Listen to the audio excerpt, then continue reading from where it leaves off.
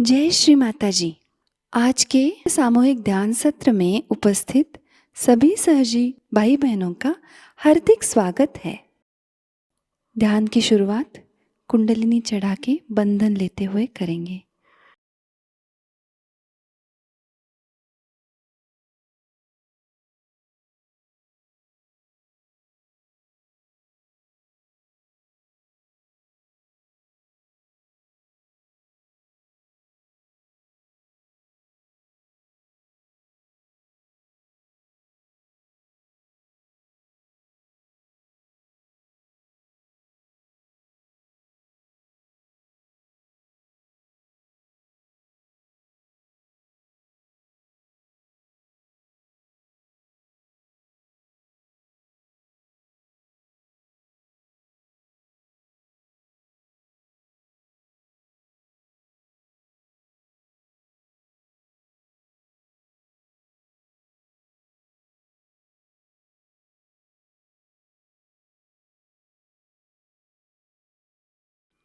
तीन महामंत्र और श्री गणेश मंत्र।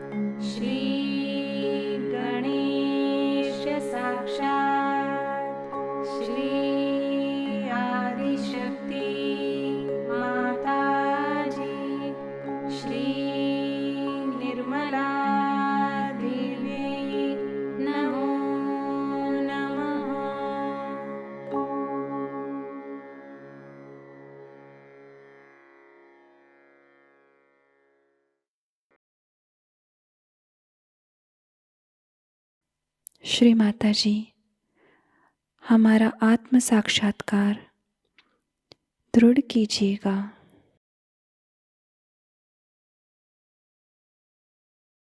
पूरा चित्त हमारे सहस्त्रार में ही रखेंगे।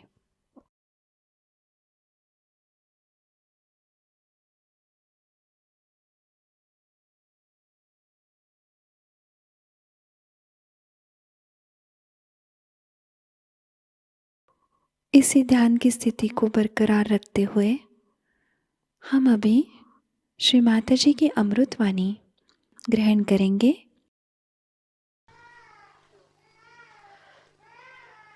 Today's puja is very important for us.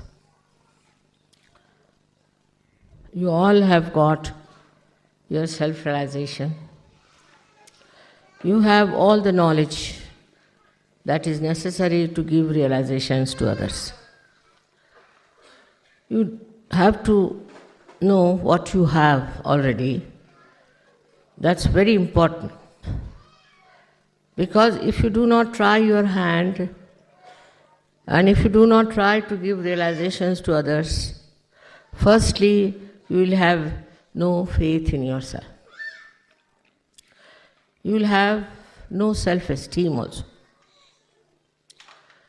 The second part is that you try giving vibrations to other persons, but don't get involved with that person.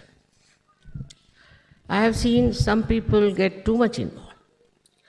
If they give realization to one person, they think they have done a great job, and they start working on that person, his family, his relations. So far as you must have learned, that one may be related, one may be closer to one person, but not necessarily he will have that much of chance of self-realization.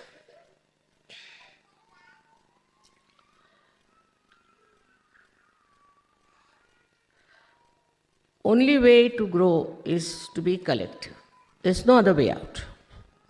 If people think that by staying away from ashrams, alone living somewhere, they will achieve much, that's not the way Sahajayoga is meant. Formerly, people used to go to Himalayas, and most of them were separated, and only 1 or 2 persons were chosen for spiritual growth. Here it is not question of spiritual growth. It's a question of your collectivity growing in you. That is how you become a person who is collective, who enjoys collective, who works on collective and lives with collective. Such a person develops new kind of powers. And these powers are such that they are very subtle, but they penetrate into any molecule, atom, or human beings anywhere. And their penetration is only possible if you have a temperament which is collective. Without being fully collective, you cannot achieve that height which is very necessary today for Sahajayoga. As you know, there are problems and problems all over, as if we feel that the world is going to sink. Especially when I went to America, I felt that, my goodness, this is a hell that they have created here. It's just a hell, because they have no dharma. They don't believe in any dharma. Completely they worship adharma. And this kind of climate is flowing all over. All over the world you get reaction of American adharmic life. And people think there's nothing wrong in it. Whatever you may tell them, they will not believe, nor they will think that there's any worth it. But they don't see the destruction from the very basis of their life, their families, their societies, the whole country, I feel, is filled with such ugly type of adharmi nature that one cannot even imagine how such ideas came into their heads. And these ideas, I need not tell you, you know them very well. But if you have to save your children, you have to be an ideal guru yourself. If you just talk of Sahajayoga, and if you try to assume that you are a Sahajogi, also you try to propagate Sahajayoga without all these powers being awakened in you, it would be a failure. So how to develop these powers within us, we should see.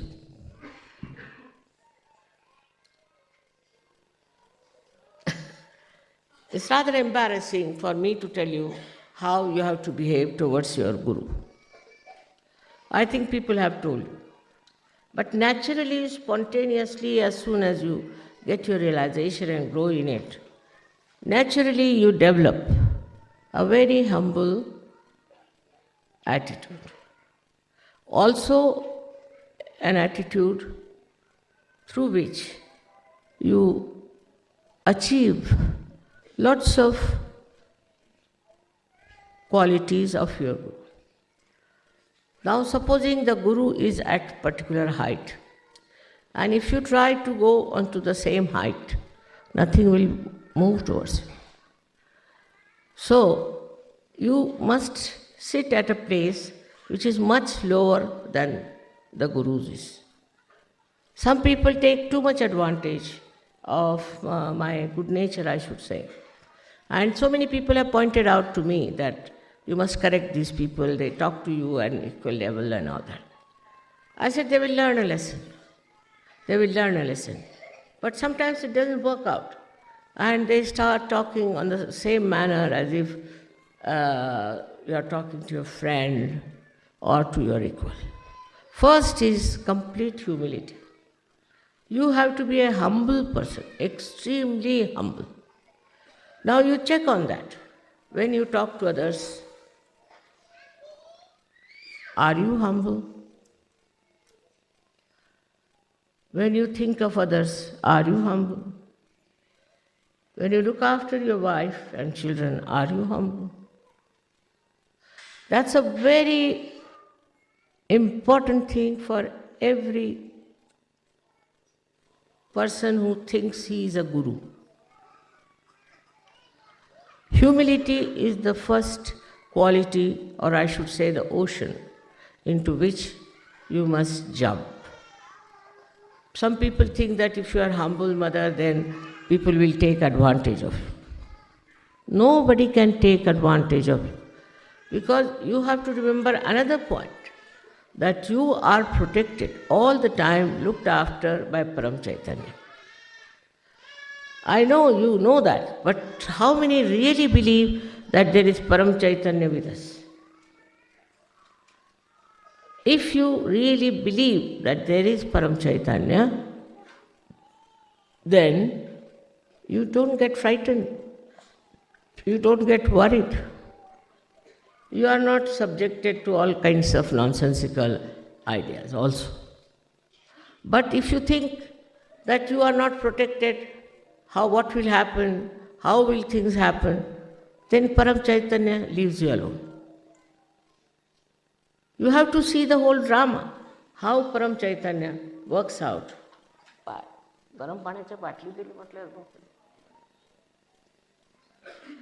How it works out, how you are behaving.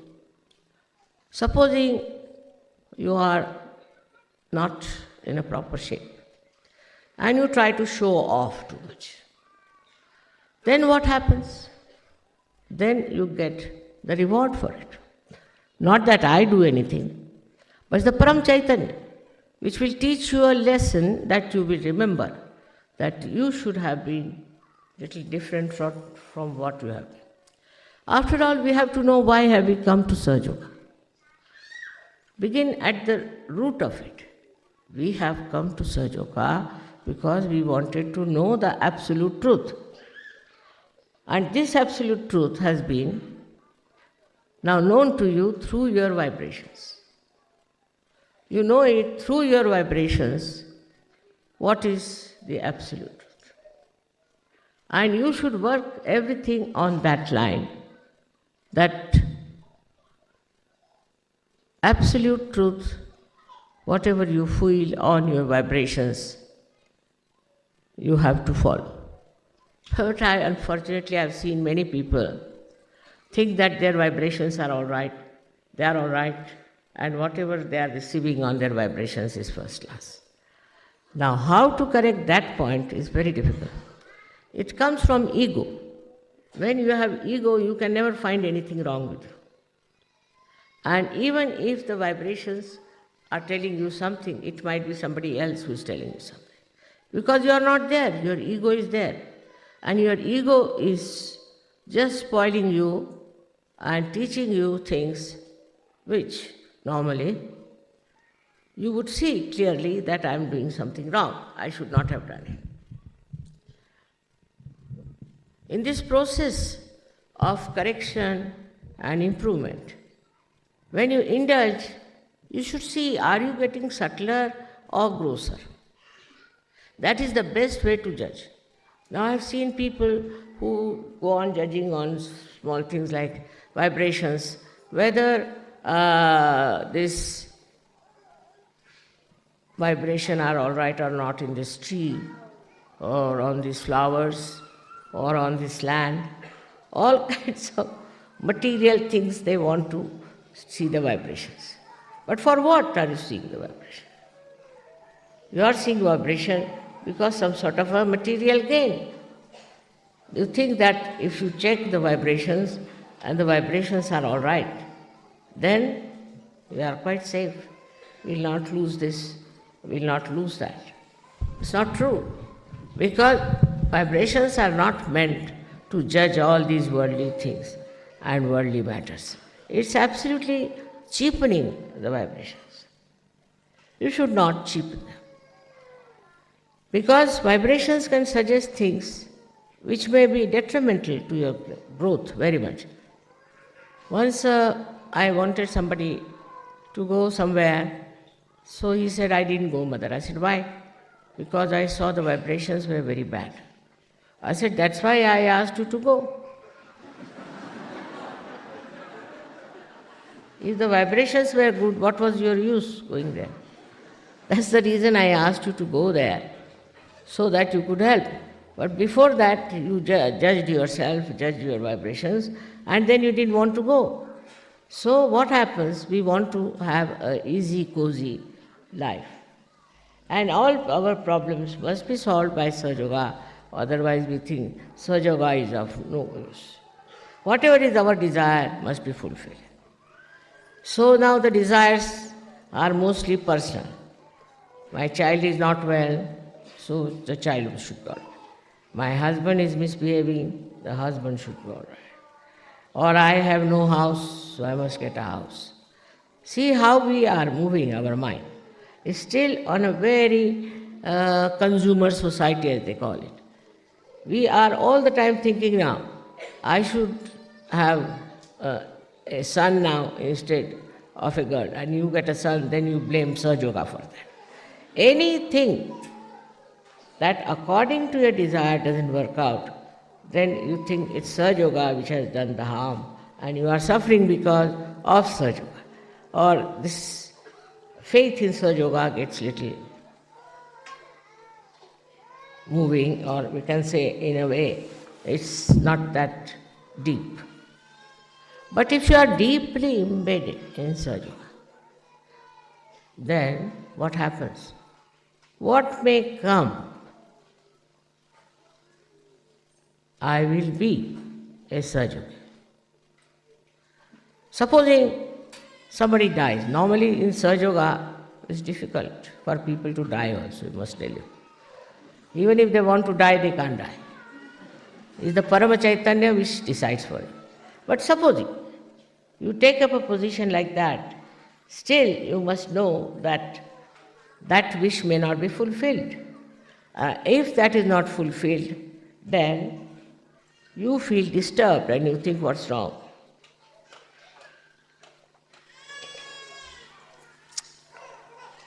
But your wish is not the wish of God Almighty.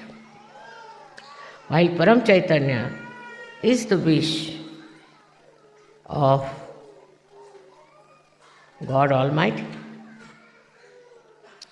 Now, for example, I went to America, take it like this, and America attacked me, negativity, and troubled me. For all these days I am suffering, so-called, and I've had pain, I've had all kinds of things.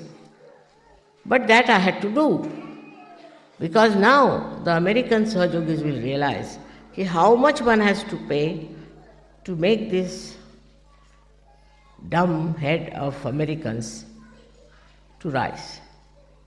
How stupid they are, and how foolish they are who are enamored by people who are taking money.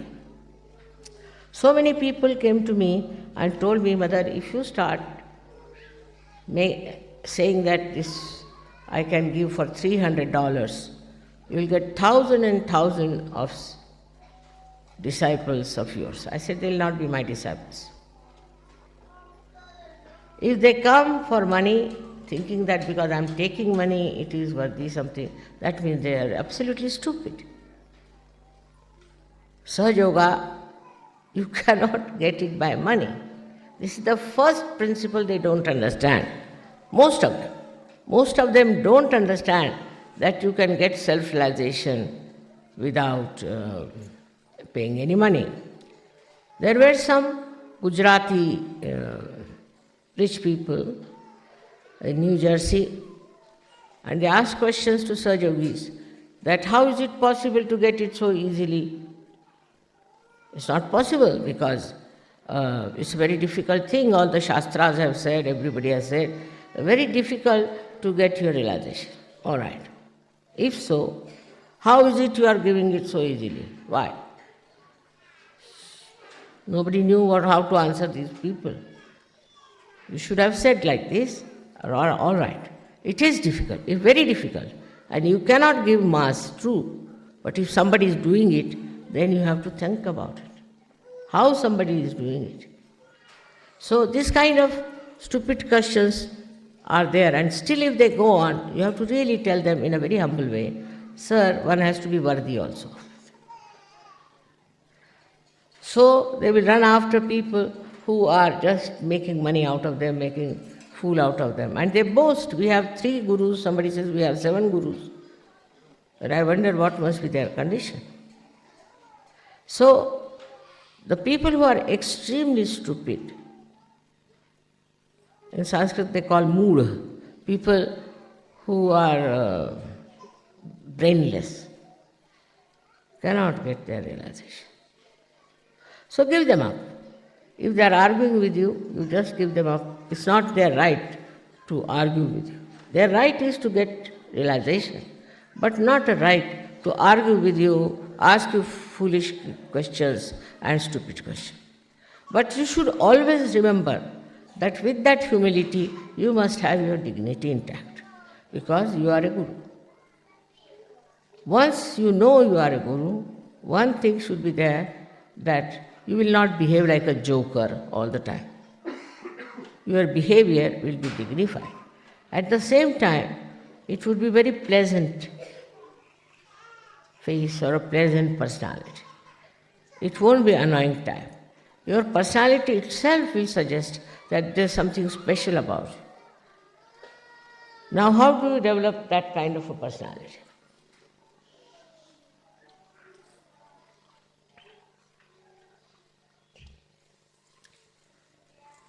The biggest problem in the West is ego. And the biggest problem in the East is superego. Now this ego business, I don't know from where it has come. In all walk of life, they show how egoistical they are. For example, I went to America and I was surprised that there is a racial problem, and the blacks are treated in a different manner, and the whites in a different manner. I mean, color is given by God, and somebody has to be black and white. If everybody looked the same, it will look like a regiment. There should be some variety, there should be some change in the face, and also in the expression. One has to be a person carrying better or different expressions. Otherwise, you will be bored with such a world where there is everybody looks the same, just the same. But so much of racialism there that I was surprised that how it has worked into human mind. So, as a guru, you must develop a complete detest for racialism. Complete detest. That's very easy to understand. That anybody who has fair complexion could be a cruelest man, cruelest woman, and could be a cruelest mother also. And the one who is black could be very kind, generous. It doesn't go with the color. Temperament doesn't go with the color. But because the blacks have been ill-treated so much that they react, and they react naturally, sometimes in such a manner that it is very crude and very cruel. But this kind of attention, this kind of you can say a wrong type of attitude towards human beings, even towards animals, they won't bear it. So towards human beings to have such an attitude itself shows that you are not worthy of Sahajayoga at all. So any one of you who has such a feeling that somebody is black and somebody is white cannot be a guru in Sahajayoga. Then in India we have caste system, equally bad and horrible. It has no sense in it, no basis whatsoever. But in India we have people who believe that some castes are higher and some castes are lower. Every caste people can do all the worst possible things. There is no demarcation for them, and every low caste can be very, very good. We have had many great poets and Sufis in the lowest caste in India. These castes are man-made. You know, man-made cloth doesn't suit us. And all these man-made ideas are not going to suit us, and it will lead us to a great I wouldn't know discretion, but I would say to a complete destruction. Because hatred begets hatred, and it goes on increasing and increasing. If you cannot get rid of your hatred, then I would say you are not a Sahajayoga. These are all conditionings. You are born in a white family, so you are white. You are born in a Christian family, that's why you are Christian. You are born in a Jew family, that's why you are Jew. All this is just because you are born in that. But does that mean that you are higher or lower?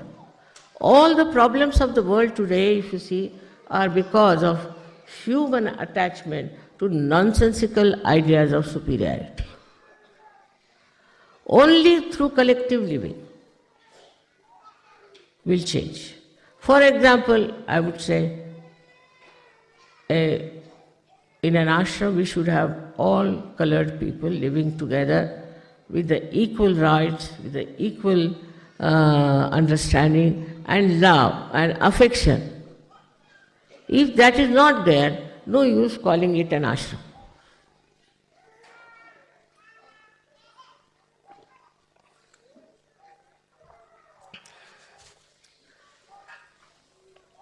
Once they asked me, Mother, will you come and give a lecture in Harlem? I said, why not? So some Sahajayogi said, Harlem? Mother, what do you know what is our limits? I said, I know. There's no harm. He said, you know, the blacks are there. I said, I'm also black. You could call me black or you can call me white. But the love is such a thing, you see. Love is such a thing that cleanses all these ridiculous ideas we have about other people. To brand anyone as black and white shows that you have no eyes to see. Any person with depth, any person with loving heart cannot see these superficial things, cannot see. Today is a day where we are celebrating the Guru's greatness. Now look at all the Gurus, how they were, how they behaved. We have many in India and many others, many Sufis in other countries. These Sufis or these saints that we had never believed in any caste system, never believed in black and white. Christ, he never believed in black and white. Buddha never believed in black and white. Nobody believed in any kind of man-made ideas. These are all man-made ideas which we have accepted, and even after realization we try to carry on with them. Now by saying we do not get rid of it, but acting we can. Just see how we work out these stupid ideas within us and how we can get rid of them. Very simply is, in meditation you should sit down and see how many people you love. And why do you love? Not out of pity, but just with love, how much you care for others. I have seen some very, very beautiful examples of that. But still I must say that there are certain fixed ideas which are to be dislodged completely. Very important for every person who is a guru in Sahajayoga. Means he has to be a clean-hearted, open-hearted, loving-hearted fellow. His heart should play the tune of Param Chaitanya. If his heart is full of all these man-made ideas, I don't know what will happen. Even when they transplant the heart, they cannot do it with the man-made. They have to use a real natural one. So you can imagine when you try to take to all these odd ideas are just divisive. They will never give you collectivity. So introspection has to be made. Are we one, or we are judging each other? Now the judgment is quite a lot also. Now all this can be seen only when you live together.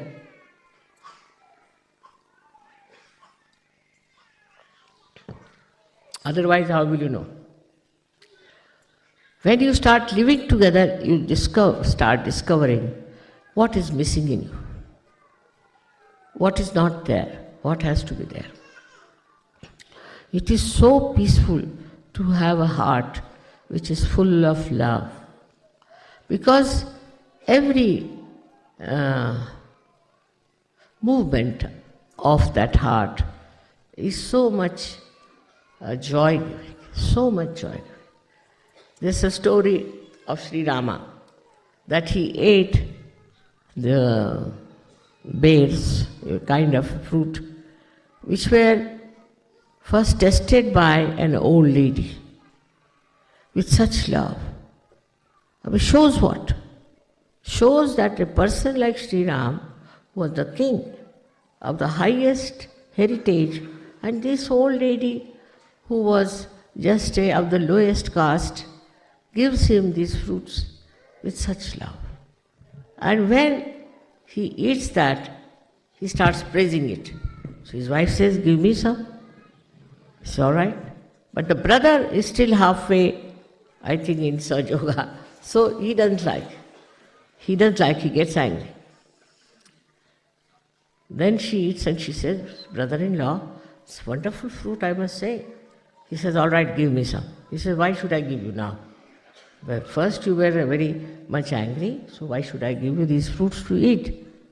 The story shows that the level of your personality as Guru is judged by your clean heart, by your loving heart, by your highest remarkable personality.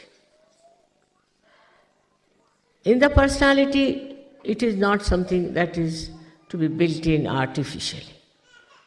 It is not artificial. It is natural, absolutely natural. Whatever you do has to be natural. So this artificiality of certain ways of talking or certain ways of living together creates problem. For example, we had an ashram in America, in New York, and there was a lady who was very strict. Everything should be tip-top, it should be here, the spoons must be there, and the forks should be here, and all sorts of things. And she hurt many people. Not important. These cultural, I can call it the taboos, are not important in Sahajayoga, because now you have become a guru. Guru can stay anywhere, live anywhere, eat anything, anytime. That should be the case. But also I have seen in Sahajayoga, there are many who are very anxious to eat food as soon as it is served. Once it happened, I was there, they had served the food, and just they started removing the plates. I said, "What's the matter? I have to eat food." "Oh, you haven't not eaten, mother?" "No, I haven't just touched it even." So you see, sort of, first is the very lowest type of, we should say, desire, is the hunger. Now, a guru doesn't bother. Whatever you give, all right. Whatever you want not to give, all right. Even if you don't give, is all right. But one has to develop that by killing your ego. People feel very hurt if you serve them little later than another person.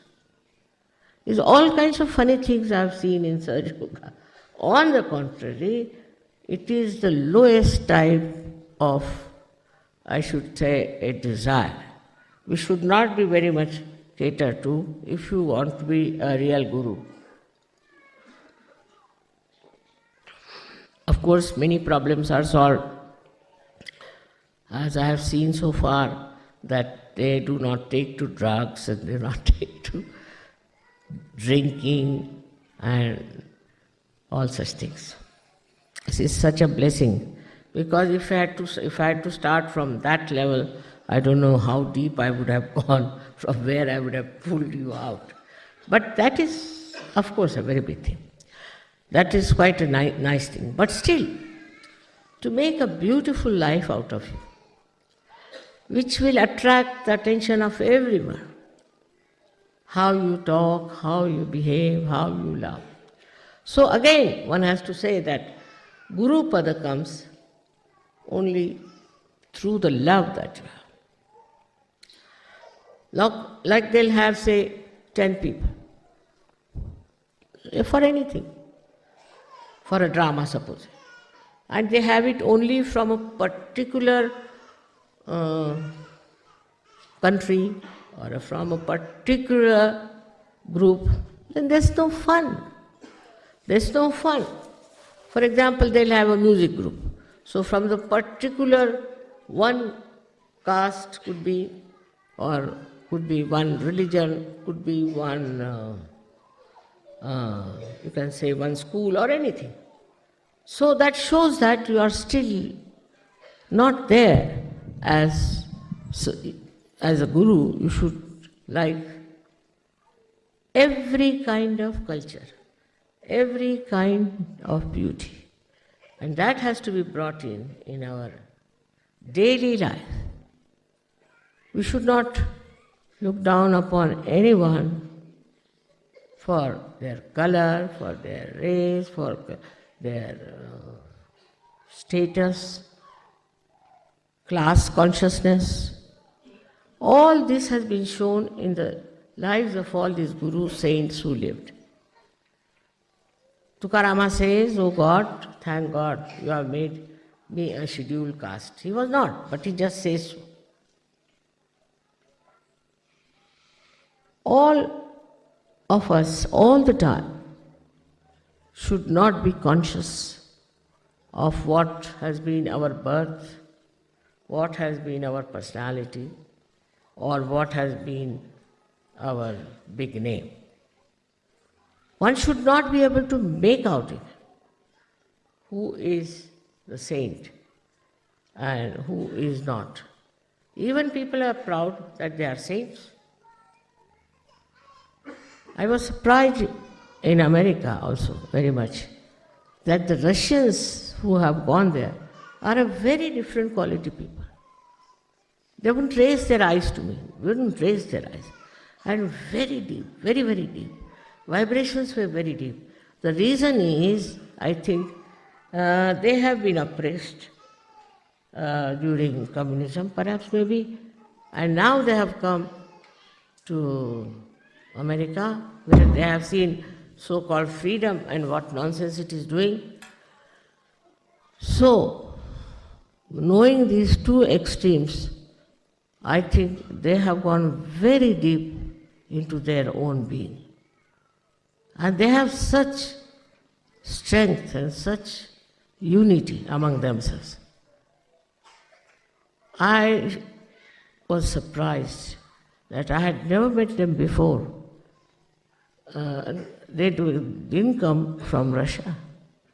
They came, only they were there. So what is it that has kept them like that is that they had no religion in their heads. They had no religion. To them every religion is the same, and they had no religion to follow. So a guru cannot belong to any religion, because these religions are also man-made. They have created such a problem all over, and they are all fighting among themselves. How can they be divine? So you should not get involved into some sort of a religious bias. I've seen it. That a Sahajayogi, say if he's a Christian, then the bias will be shown that he is a Christian, you can make it out. If he's a Jew, you can make it out. So what's the use of coming to Sahajayoga?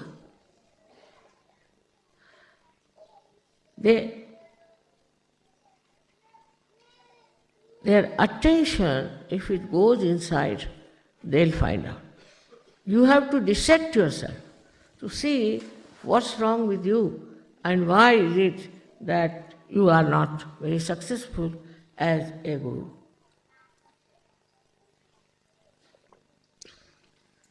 The success of the guru is he doesn't bother about time. Every time is the holy time. For he is not bothered if somebody is late or has come early. He is not a slave of watches and time. This is also man-made. There were no watches about, I think, 300 years back. And nobody was so particular about the timing. So first thing, he is beyond time. Kalatit. Then he is also Gunatit. Gunatit means he doesn't belong to the left side or to the right side or to the center. He is beyond these three. beyond these gunas, where he stands and sees everything in the divine light. Everything.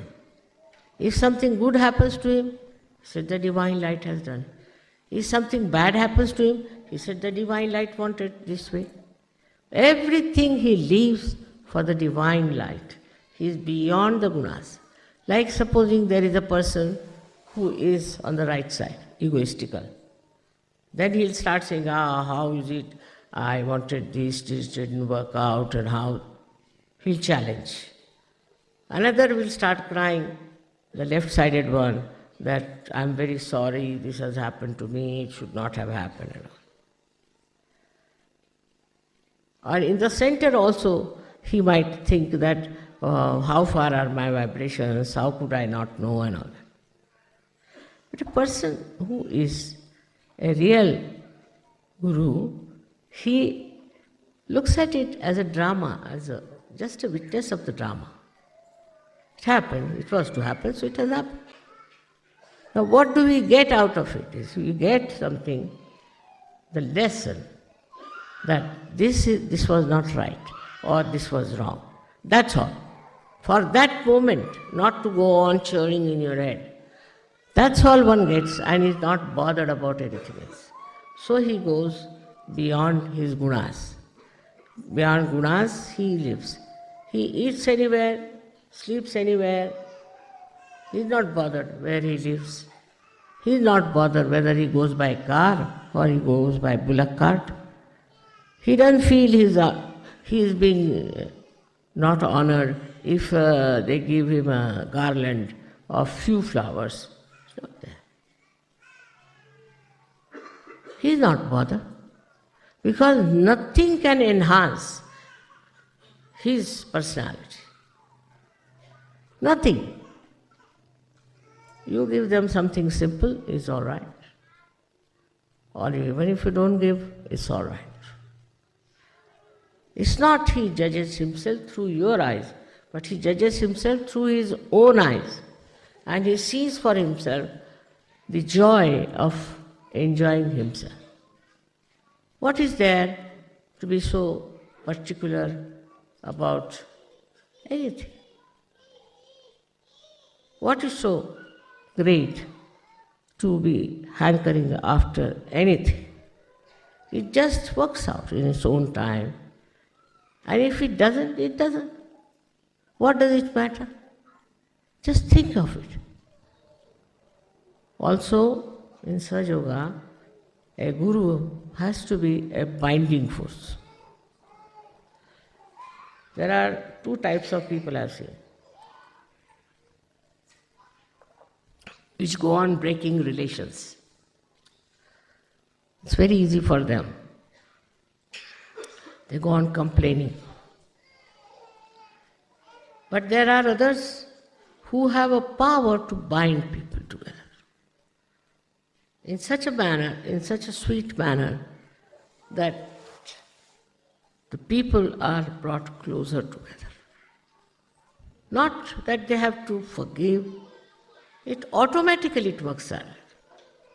Just works out like that. And people go on joining such a man. I was surprised that in America there was very, very few Sahajogis. We spent, they said, $50,000 and got 50 Sahajogis. 1,000 for one Sahajogi in America. So, very bad shape. But still, you see, we have to hope for them because there are lots of seekers and lost in the wilderness of seeking. But I thought that maybe it's a circle. They have to pass through this circle of stupidity and then definitely they will see the point. And it has happened. We had about 4,000 people for my lecture, which never has happened there in that country. Nobody has got such a lot of audience, they said. But still, not many came. but they got their realization. So I think gradually, even in America, it may start going. And the Sahajogis must not only worry about their houses and where they live and all that, but go all out to them. I would say some of the Sahajogis who could afford to go should go to America and work out this outside work. Maybe if there are outsiders who come and talk about Sahaja, they might be impressed. There are so many false gurus that you can't count them. And they have accepted them. It's very surprising. Though they have suffered, they have lost in money, everything, still they have accepted, after all, he's our guru. So there's basically something wrong with their brains, that they don't understand what is to be expected. I have written one book, perhaps it may reach them, but in any case, you all can write your experiences and things and can publish it. Maybe it might help them to open their eyes. While writing anything, you have to remember that it should show your quality of Sahaja, how you are. In that, one should not feel that you are putting them down or trying to say some things which will hurt them, but say it in such a manner that it corrects them and helps them. For a guru, it is important that he should not have any false ideas about himself. He might be from a poor family, might be from the rich family. Whatever it is, he should not be conscious of that. Because once you become that, see, look at Kabira, he was just a weaver. Look at Raidas, he was just a, what do you call that, shoemaker. See, in India, these are very low caste supposed to be. He has written beautiful poetry. Then Namadeva, he was a tailor. Just think of that. All these people have written the same thing with such great beauty of poetry. How have they achieved? Because now they have entered into that great realm of spirituality. You people also write some very good poetry, I know. But some of the people who have written good poetry turned out to be very obstinate, very egoistical people. This is something I couldn't understand. You are writing here beautiful poetry and here you are full of ego. So from where this poetry is coming, God knows. So first of all is yourself, your personality has to be something that people should say, this is the real guru we have met. For that,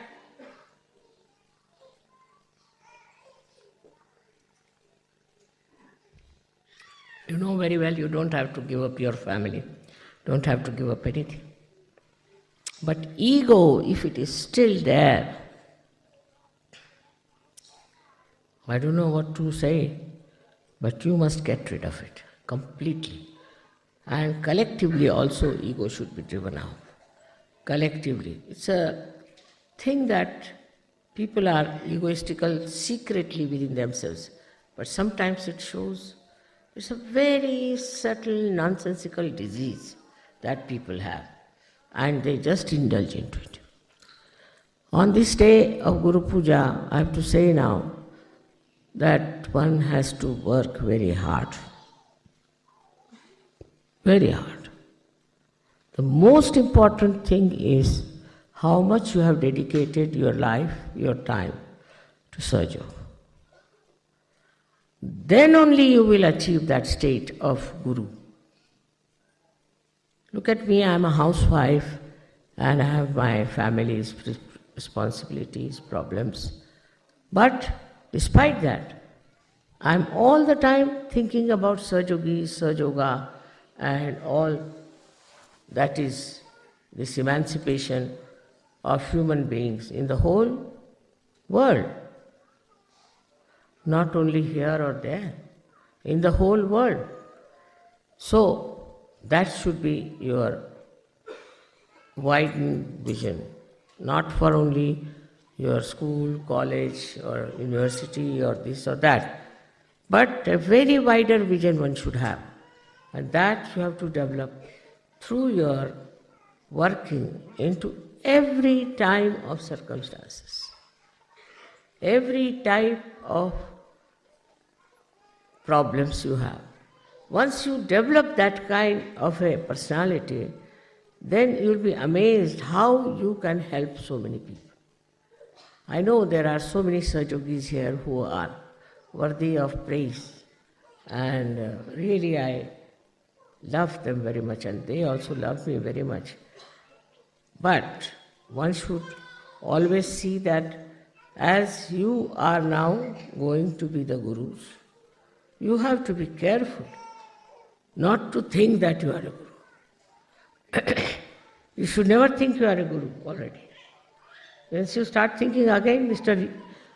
Ego, the guru, comes up. So once you decide that I am nothing, I am just a little ripple in the heart of my mother. If such a humble feeling you get, then all your problems can be solved and things will work out. Because your attention and your behavior is going to impress other people. Nothing else. Whatever you may try, it is you who is going to get Sahajayoga further. There is so much to be said about how to become a good guru and all that, but I think I'll keep it for next Guru Puja. Thank you very much. अब हम निःशब्द ध्यान में रहते हैं।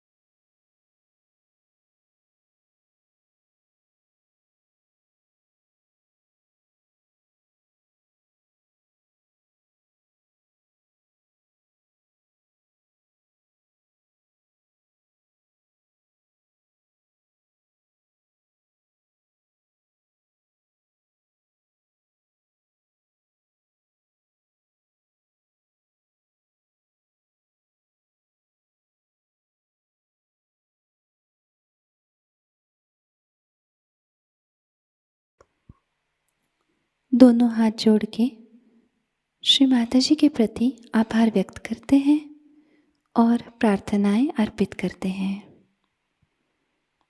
परम पूज्य श्री माताजी, आज का सामूहिक ध्यान हम आपके श्री चरणों में समर्पित करते हैं।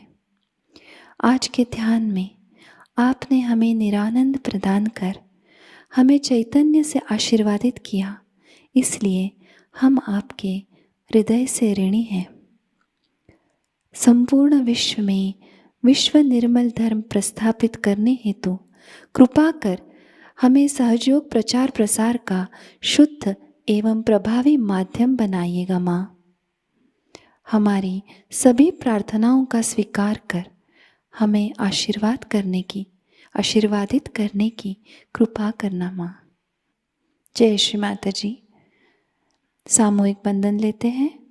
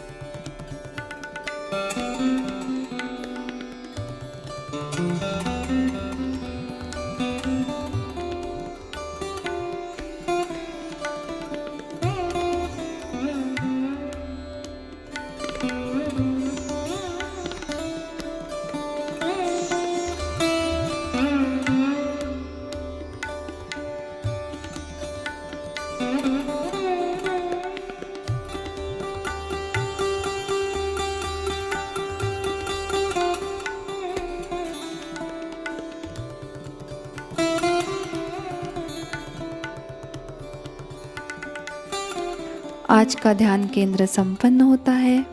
जय श्री माता जी।